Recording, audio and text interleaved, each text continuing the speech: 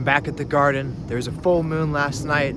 It's a beautiful morning today, and we're gonna talk about some plants. Talking specifically garden plants. My cucumbers, they're still producing in their own right, and there's another one right there that I'm almost about to pluck.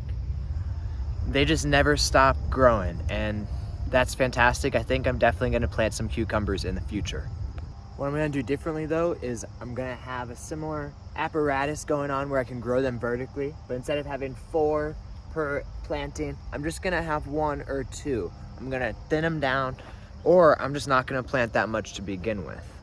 That's what did me in for a lot of my different plants this past season, was planting just too many. I planted too many cucumbers, they grew like crazy and took over the garden. I planted too many kale and arugula, they overgrew and they got infested by bugs.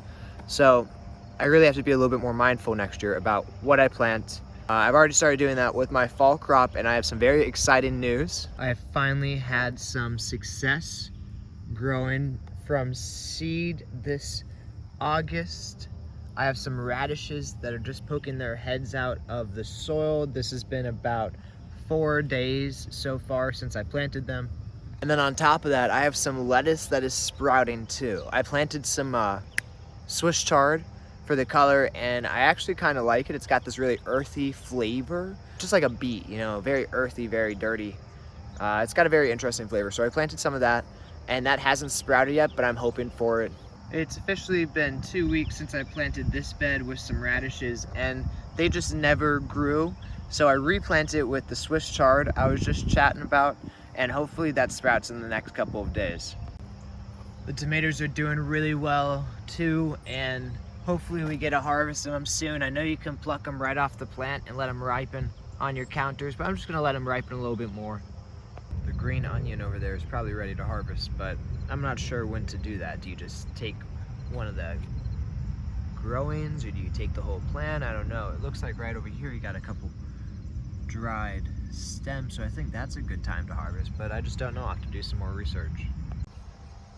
Another thing I'm gonna do different next year is make sure I only use the best seed I can find, because I feel like I had a lot of instances, whether it was the radish or the spinach or some lettuce, that I planted a bunch of seed and then nothing ever sprouted, and I think it was just because the seed was bad, but maybe it's also because I planted at the wrong time, so I'm gonna have to do some research about that as well. Right here I was just doing another planting of some kale, and then I saw this thing sprouting. Is that a bush bean? I don't know. It's too early to tell, but if it is a bush bean, then that means my assumption that the seeds were all bad was wrong. So there might be some life still in them. That's what always gets me, is that like there's this strong tenacity of life to just keep on going. I mean, look at this. These are pepper plants that I planted way back in June, and then for the longest time nothing ever happened, but here they are taking off, and it's sad because they're really trying, and I don't think they're gonna get to any point where they can produce any fruit, but here they are, still going. Maybe we all need a little bit of that tenacity, that will to live, that striving for a cause, whether it's pollinating a flower, or maybe it's something more applicable to humans. Maybe it's something really cool and swag like gardening. So ultimately, I decided to do away with the kale and arugula that I did have growing, and I replaced it with some spinach, which is gonna sprout in about a week to 12 days. And I also planted some kale as well, so we'll see. That's gonna have a similar germination time, and then a similar harvest time as well, about 45 days. I did some research, and it says the first frost in this area is typically about September, the end of September. So I've been thinking about how I might combat that. I have a tarp, but we'll just see. We're just practicing, just getting things in the ground, getting our hands dirty, learning through that process. And I hope that you enjoyed it. That's all that we have today.